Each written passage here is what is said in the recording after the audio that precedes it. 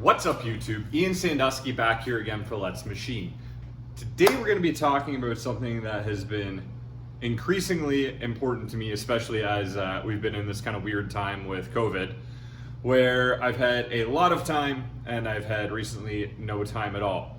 And that topic is why you must be protective of your time. As someone who works in the office management end of things these days, this is probably going to be geared a little bit more towards, my examples are going to be more towards that end of things, but it applies to if you're a guy who works on the floor as well. At the end of the day, not to get philosophical with you or anything, but all you have is time. And especially when you're at work or when you're working at your business, you are either selling your time to your employer for your money, or if it's your own business, your time is what's going to make you your money. Otherwise, you wouldn't have to come in X number of hours a day. Understand what I'm saying? Your time is the most important thing you have, and you have to be protective of it. It's very, very easy in this trade, I've found, to have an entire day go by, and when it's done, you have nothing to show for it. It's very easy to happen, especially if you are someone like me who works with the outside public a little bit, or at least people from other companies or salespeople and so on and so forth. But even on the floor, I can't tell you how many times when I was a machinist that I would have to try to chase something up for somebody who walked in the door, and I have to do this job that turned out to be a dog because at the time the guy who was managing may not have known that it was going to suck that way. It's very easy to burn time in this industry. And if you're not very conscious of it, it can get away from you very quickly. So first and foremost, my number one rule for protecting my time is that I don't owe anybody an explanation that isn't paying me. And what I mean by that is this. If I have a customer who I'm doing a job for, they can pretty much, within reason, call me at any time. They can email me at any time. I'm going to spend the time to make sure they're well taken care of. Sometimes it's inconvenient. I do answer calls occasionally, or at least make calls after work hours. If somebody needs something, my email always goes to my phone, and I always try to be very prompt at responding. I take time out of my day to make sure that people who are paying my company are well taken care of. The same way that if I'm buying a service from somebody, the way I want to be treated. I always make time for that. Where I don't make time is people who are not paying me. And that may sound cynical, but it's the truth. Salespeople, cold calling, guys who walk in the door, I generally don't have time for them, and I'm fairly blunt about it. I don't know how it is where you guys are. I'm Canadian, and as much of it is a joke that, Canadians are super polite, I do find that there's a element of that which is true, and that's that a lot of Canadians, at least that I know, Americans may be the same, I don't know, I've never lived there, but we have a hard time being blunt. If someone walks in the door trying to sell me something back in the day, I might end up burning 20 minutes, half an hour to an hour dealing with a salesman that from the second they walk in the door, I know I'm not interested in anything they have to say. Especially the guys coming to sell light bulbs. I would spend all this time explaining to them why we don't need it and go through all these conversations with them, wasting time, basically convincing them that I don't need their service while they're trying to hard sell me on it. And when I first started, that was very, very difficult to deal with. Hard sells work for a reason because it feeds on that, right? No one wants to be the one who's seen as rude, so someone will keep picking at you until they can get that sale, or at least make you, invest enough time that you feel like you need to do something with them. If someone walks in the door selling me something, at most, I'll take a card from them and say thank you very much. If I'm interested, I'll spend, maybe 5-10 minutes talking to them at the most if I'm interested. But generally, I'm not interested in spending time or taking time out of my day to do that. And I'm fairly blunt about it. Now, blunt doesn't mean you have to be rude. Blunt simply means if someone walks in the door trying to sell me something, fairly straightforward, I'll tell them, listen, I don't have a lot of time to deal with this right now. Why don't you leave me a card and your rate card and I'll get back to you. Sometimes it may be, actually, you know what? I really don't see a fit here. Thank you very much for coming in. I'll talk to you later. Right off the bat, not leading someone along and, letting them get into their sales speech and all that does help. And I feel like people do appreciate it. I mean, I know if I'm going out to a place to try to do, listen, I go out and do sales. I'm very cognizant of not wasting people's time.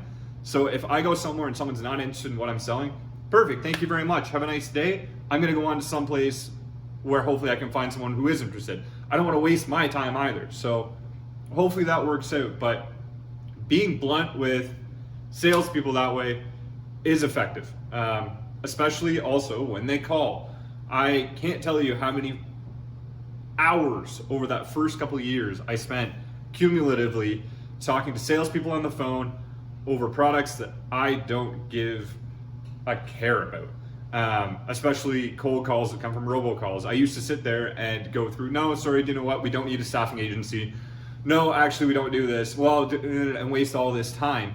Now, honestly, if you don't catch my attention within 15 seconds and you're cold calling me, I hang up. I don't even bother saying goodbye. There's no point. Does that make me a little bit rude? Sure, but at the end of the day, I don't owe them anything. They're trying to sell me something. My time is more important than that. And especially if I'm trying to get something done, if you knock me out of the flow state while I'm programming, or if I'm doing a chart of accounts, it may take me another 10 minutes to really get back into what I was doing if I spend 5 minutes wasting my time with that. So I'm very protective of my time that way. You got 15 seconds, don't want it, click, see you later. I move on with my day. You know what? No one's called me back and said I'm rude because of it. And at the end of the day, I wouldn't really care if they did. This is my business. I have to make money. End of story. The next one, and I did a video on Practical Machinist about this, is walk-in customers. You can go watch the full video on Practical Machinist if you're kind of more interested in this particularly. But the long story short of that video is that very, very, very rarely do I, in my 6 years of dealing with customers, have I seen jobs walk in the door and actually make money. Walk-in customers have never really been a good source of income for us. I've had a few that have turned out to be great. But again, very quickly, I do not spend a lot of time dealing with walk-in customers. I don't like dealing with the guy who walks in with a boat propeller shaft and he needs fixed to take his boat out this weekend and wants to sit there and watch you, repair it. I'm not interested in the guy who comes in with a lawnmower and needs a bolt drilled out of his, drilled out of the engine block. It's not a job I can make a lot of money on. I waste a lot more time, I find, even just trying to figure out what these people need rather than, working on something else. So personally, when it comes to protecting my time, I don't take walk-in customers. A lot of times I'll leave the front door locked. If I get cold calls from customers, I can tell fairly quickly that this is a very, very small job. I refer them to another shop that's our neighbor, who deals with a lot of that stuff. He's a one-man show. He likes dealing with the one-off stuff. No problem. I know by this point what we can and can't make money on, so I don't waste time basically chasing a shadow trying to make an extra $5 when my time can be better spent, actually doing sales or chasing down other business. It's important to make sure that, again, you're not rude. You don't know who these people are. You don't know what their needs are. You don't know if they may actually be a huge rep for a massive company who's coming in to get something done on his own time. Always be polite, but don't waste your time. And you can make that known, just very, very cleanly off the bat. You can say, listen, I think I know what you're looking for, reiterate it back to them and say, we don't really do that. A better option for you is this, rather than, essentially tilting at windmills for hours trying to chase down that extra $20 that day. Long story short, first rule is, if I'm not getting paid by you in some fashion, or I don't see it actually being a viable option where you're going to help pay my bills, I'm not going to spend a lot of time on it. And it served me well so far. It's a little difficult to get that mindset and be comfortable being blunt, but that's kind of, it is what it is. The next thing, or I guess there's really only 2 points I want to make on this, but the second and final point is, even if you don't have a boss, I feel it's important to take care of your time as if you have a boss breathing down your neck. And what I mean by that is this. I don't have anybody breathing down my neck most of the day. My father does come in now and again, but we have a very good working relationship. I've been a GM here for years. I don't really have anybody monitoring what I do during the day except for myself. That said, I think it's important to keep a mindset that if I am my own boss, I need to be on top of myself like I'm a boss. It's very easy to procrastinate. It's very easy to let things pile up. If you had a boss and they walked and saw what you were doing right now, would they be pissed? If they are, you should probably be doing something else. That's protecting your time from yourself.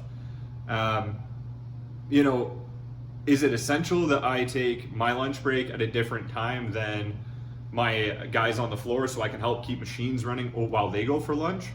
No, but if I had a boss, would they probably want me to do that? Yeah. Do I like doing that every day? No. And you know what? I'm not always great at doing it. Sometimes I don't.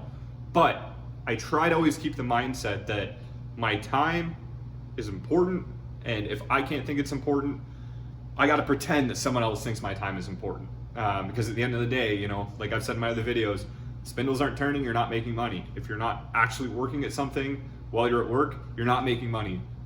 If you're not investing the time properly to chase down new sales leads or chase up, you know, delinquent payments or whatever, you're not going to make money. You need to be able to focus and protect your time from procrastination and from, you know, time sinks, as if you have a micromanaging boss leaning down your back. If not, you will not be successful in the long term. Anybody can fake it for a little bit and let things slide, but eventually they catch up with you. And if you're not on top of it, you will not experience success at the same level as if you had. Okay? I hope this has been helpful, guys. I'm trying to get back into uploading videos a little more regularly here. If you want to see more videos, obviously like and subscribe below. But I am doing a series of videos called Shop Talk with Practical Machinists, as long as some other beginner stuff, kind of like I feature on this channel, over on their site.